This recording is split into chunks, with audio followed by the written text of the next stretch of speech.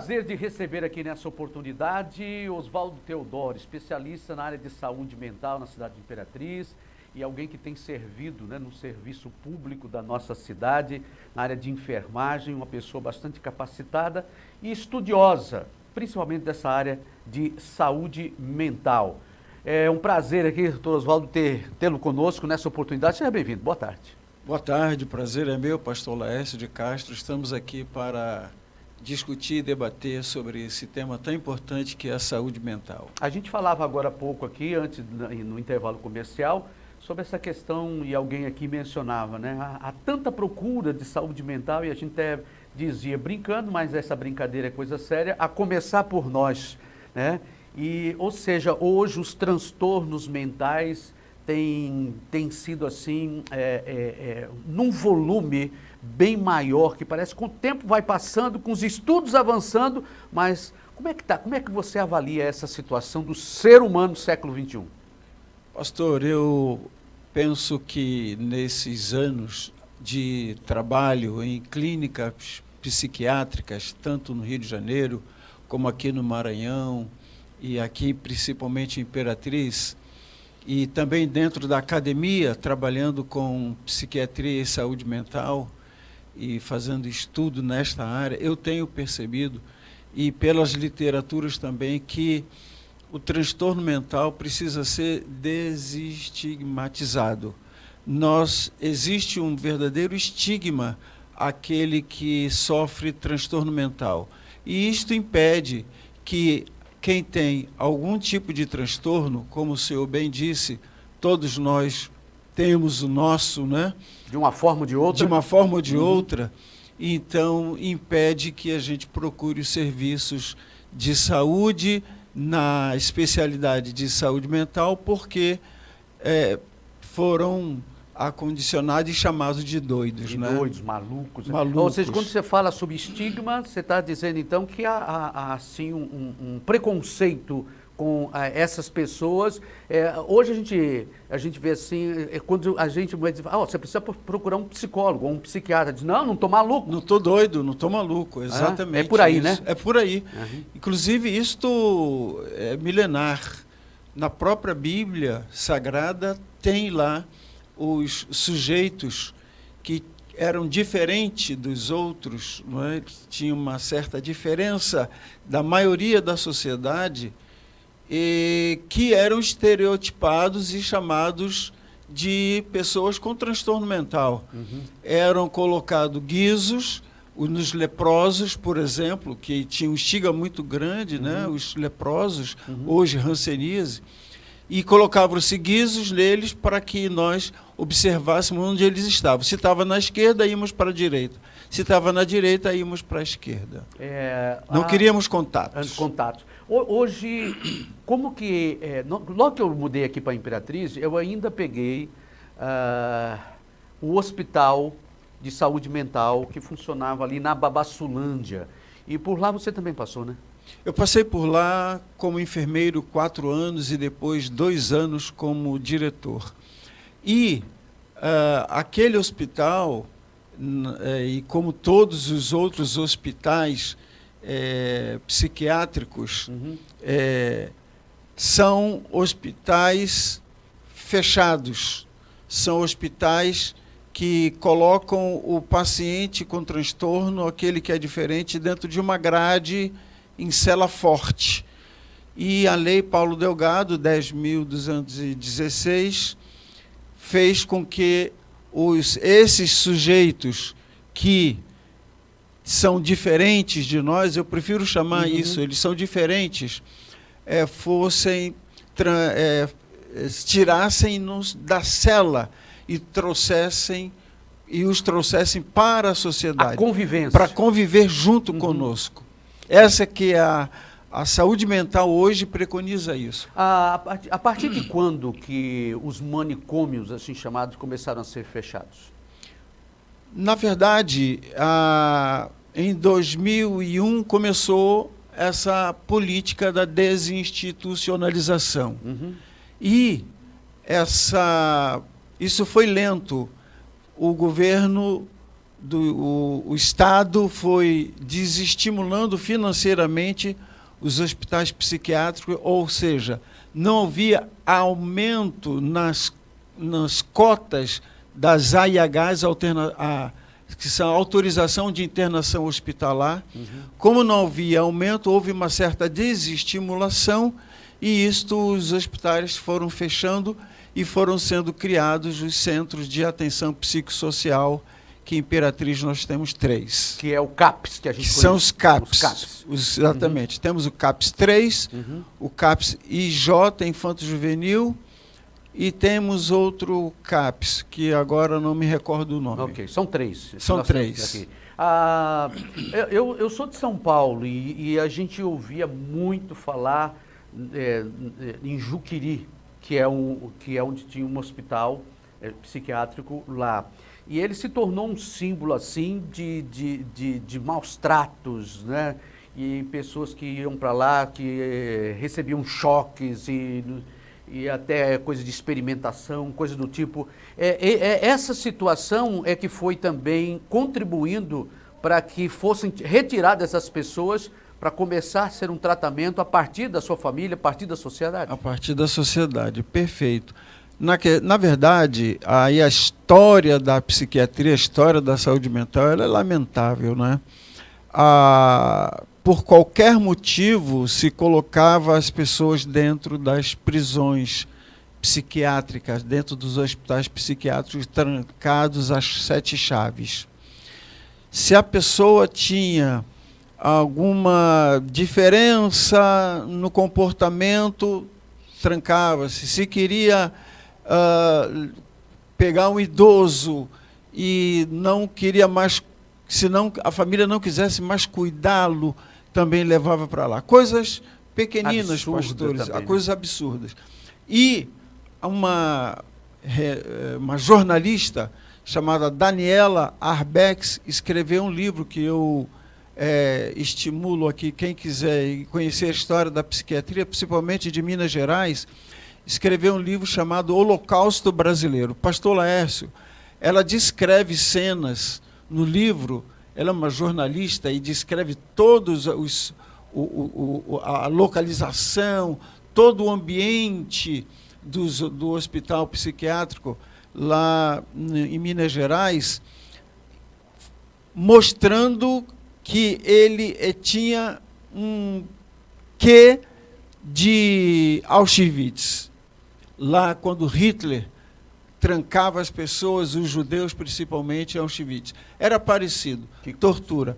E os hospitais tinham, como o senhor disse muito bem, eletrochoque convulsoterapia, era uma técnica. Tinha insulinoterapia, dava-se doses de insulina altíssima, e ela tirava toda a glicose da corrente sanguínea, a pessoa ficava como morto, parada. E outras técnicas de amordaçamento, de contenção, não só contenção verbal, mas contenção física mesmo. Ou seja, pessoas que iam para uma situação dessa, às vezes com um quadro moderado, né, precisando de um tratamento, sim, mas com essa situação, aí é que alterava o seu quadro, ou seja, ao invés de regredir, progredia o caso, a situação. Pastor Laércio, falando neste caminho aí que o senhor está pontuando, eu tenho de ver, de perceber, de histórias de pacientes na cidade de Imperatriz que melhoraram seu relacionamento com a sociedade significativamente depois da desinstitucionalização. Depois que fechou a clínica psiquiátrica e as pessoas ficaram soltas, ficaram convivendo conosco, eu tenho história de pacientes que melhoraram significativamente, inclusive alguns deles sendo tratados pelos CAPs, foram contratados por empresa. Então, em vez de estarem trancados no hospital psiquiátrico, no manicômio, em piora progressiva, estão aí na sociedade contribuindo e trabalhando. Percebi e vi uma ex-paciente trabalhando numa farmácia aqui no centro de Imperatriz, bem aqui próximo de nós. Que coisa boa. Trabalhando. Uhum.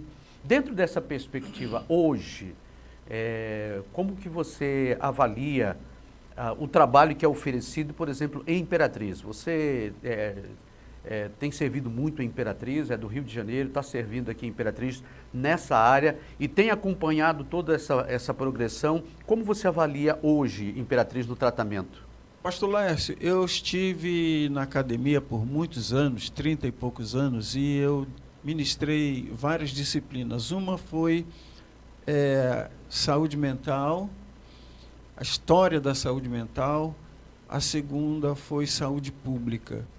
E dentro da história da saúde pública, com o evento do SUS, a Lei 8080 e a 8.142, que fala sobre a participação popular dentro do SUS, eu percebo que na cidade de Imperatriz nós temos um déficit muito grande, não da participação popular, mas de uma medicina mais focada no público, em detrimento do privado. É claro que isto não é só uma pecha de Imperatriz, isso é uma questão nacional. É estrutural. É estrutural. Uhum. É estrutural. Não é questão, pastor Laércio, de financiamento. O SUS é bem financiado. A questão é de gestão mesmo, é de gerência. Então, eu lamentavelmente digo que na cidade de Imperatriz nós temos uma medicina liberal que ofusca a medicina pública, a medicina de qualidade. O SUS é o melhor plano de saúde. E na saúde mental não é diferente. Na saúde mental, as possibilidades do Estado estar presente, dando suporte aos pacientes com transtorno é mínima, em detrimento de uma medicina liberal especializada nesta questão de migrar os pacientes que seriam do SUS para o privado. Uhum. Ou seja, o público fica sucateado para que o privado seja beneficiado. E o que você está dizendo não é por falta de recurso? Não é por falta de recurso. O Por SUS, falta de gestão? Gestão mesmo. Uhum. E também por uma certa ideologia política mesmo, né? Uma ideologia política de... Não de política pública? Não de política pública. Uhum. Não de política. Politicagem mesmo. Política mesmo. Que coisa, viu? Fazendo partidária, etc. Olha, essa é uma situação... eu tenho percebido, eu estou fazendo aí psicologia e tenho feito alguns estágios em algumas unidades básicas de saúde. E uma coisa que eu tenho muito me admirado é que há uma quantidade enorme de crianças sendo levadas pelo pai, mãe ou responsável para os consultórios. O que está acontecendo com a nossa geração a partir das crianças, Oswaldo? Eu estava conversando com minha esposa e nós estávamos discutindo sobre episódios de alguns jogos infantis que, pastor Laércio, colocam, e a gente precisa cuidar disso. Eu até te agradeço por essa oportunidade, por falar isso aqui, falar para os telespectadores, dos jogos infantis que mostram os personagens com uma supremacia enorme, com vários poderes extraordinários, né? O superpoder. Superpoder. Personagem que tem superpoder, como o Homem-Aranha, e tem outros personagens, né? O Superman também, então, superpoder. Tirando o foco daquele que é o superpoderoso. Eu não estou falando de religião, estou falando de introduzir na criança uma ideia daquilo que não se é. Então, a criança precisa ser super poderosa também. Então, como ela não consegue ser, porque nós somos seres humanos e dependemos da divindade, seja ela de que tipo for, dependemos dessa força espiritual. Inclusive, eu tenho um trabalho sobre isso, pastor Laércio, na área da espiritualidade, foi a minha tese de doutorado. Eu falei sobre a espiritualidade como qualidade de vida e quantidade de vida. Então, me parece que as crianças, neste momento, estão sendo bombardeadas com esses vídeos. Tem até outros vídeos muito mais drásticos ainda, que fazem com que as crianças se cortem, fazem com que as crianças, estimulam as crianças a agredirem os pais. Então, isso é muito sério. Então, esta geração, sobremaneira, a geração da internet, a geração que manuseia bem esses instrumentos, né, de mídia, estão sendo bombardeados e nós vamos ter consequências seríssimas no futuro bem próximo. Agora, uma das coisas, você falando nisso, se a gente prestar atenção, a gente vai perceber que os super-heróis, com seus superpoderes, na vida, porque cada um deles tem a vida dupla, né? Como super e como pessoa normal, você vai ver que a maioria deles, no dia a dia, tem transtornos profundos. Você vê um Batman da vida, vai ver a vida dele, né? O Batman como super, né? Agora o Bruce Wayne, ele tem problemas seríssimos, sabe? Transtornos gravíssimos que ele tem. Então, ele se ausentou agora, né? E a gente vai ver... Não, eu estou dizendo dos personagens mesmos. Se você pegar o super, ele, na vida normal do dia a dia, enquanto ele não é super... E eu não estou falando do ator, estou falando do próprio personagem. Se fizer um estudo, se você verificar, você vai ver que a maioria deles tem problemas, tem transtornos, tem dificuldades, e muitas vezes essas coisas não são percebidas. Acha que eles são super o tempo todo, que têm poderes e que podem todas as coisas o tempo todo. Mas, na realidade, a história daquela vida, a história é de transtornos, de dificuldade, de doenças mentais, como nós estamos falando aqui. E isso, de uma forma ou de outra, vai sendo jogado para as nossas, principalmente para as nossas crianças. Né? Exatamente. Inclusive, pastor, se nós pensarmos que isto é algo banal, nós vamos estar errando muito, porque isto é pensado.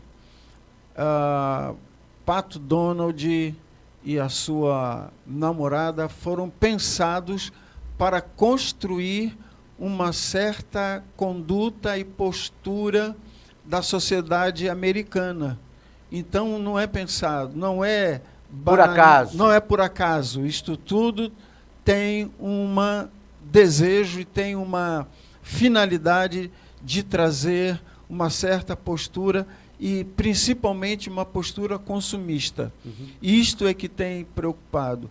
O desenho do Popeye, por exemplo, o Popeye foi construído quando houve uma safra de espinafre horrível nos Estados Unidos e precisava vender o espinafre. Então criaram, isto não é banalizado, isto não é por acaso, como o senhor disse, isto é pensado. E Aberasturi, que é um psicólogo americano, me parece, ele escreveu um livro e ele chama a adolescência de uma patologia. A adolescência normal já é patológica. Que ele tem um livro chamado Adolescente, Patologia Normal. É uma patologia, a adolescência já é uma patologia. Essa transição, né? É transição, criança por conta da transição, criança-adulto, né? E tem também de criança para adolescente, né? Então, são fases. E se já tem essa tendência de, na passagem do ciclo de vida, ter algum tipo de transtornos, como, por exemplo, o transtorno chamado TOD, transtorno opositor desafiador, que os adolescentes têm, se opõem. Não, eu sou contra, não quero nem saber o que vocês estão discutindo, eu sou contra. Então, o TOD é muito comum dentro dos adolescentes, e ainda mais com a internet sendo trabalhada e manuseada significativamente, não só nos adolescentes, a internet tem trazido transtorno. O pastor Israel Belo de Azevedo disse que a internet é uma bênção, mas precisa ser trabalhada por bem e precisa ser manuseada de forma a nos beneficiar e não trazer malefício. Então, muito bem dito pelo senhor que os cuidados, né? Os cuidados precisamos ter com a internet, né? Eu quero agradecer, e aqui pode ter certeza que apenas o abrir de uma discussão, vamos trazer outros temas dentro dessa área, para a gente poder estar despertando. E aqui a gente sempre, o nosso momento aqui é curto, mas é um vasto e extenso o tema, mas a gente quer agradecer a presença aqui do Dr. Oswaldo Teodoro, especialista em saúde mental, e papai e mamãe que nos acompanham, responsável por nossas crianças, todo o cuidado necessário para não expor, né? E às vezes precocemente, né? Os nossos filhos, quando não estão preparados para receber e acabam recebendo sem filtro, tudo isso que pode prejudicar. Muito obrigado. Eu estou à disposição, queria dizer também para a comunidade, se seu filho está tendo alguma mudança de comportamento, é necessário que você veja o que é que ele está vendo, o que é que ele está assistindo, o que é que ele está jogando. Existem jogos violentos e jogos que tentam trazer um comportamento maléfico para o seu filho. É bom estar de olho nisso. Obrigado, Teodoro. Até a próxima. Eu que agradeço. Viu? Amém. E segura aí que a gente volta já já, é rapidinho, não demora nada.